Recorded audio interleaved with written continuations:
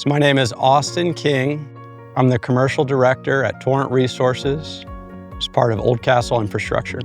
We are in Queen Creek, Arizona at a job site for a project called Hudson Station.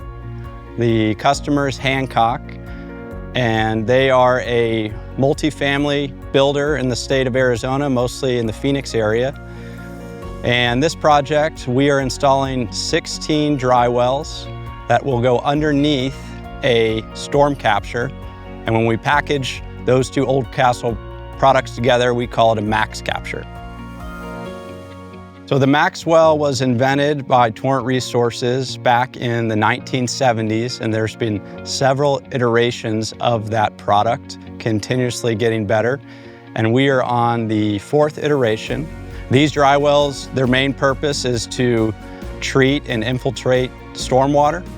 In Arizona, the guidance from Arizona Department of Environmental Quality states that you have to manage your stormwater on site.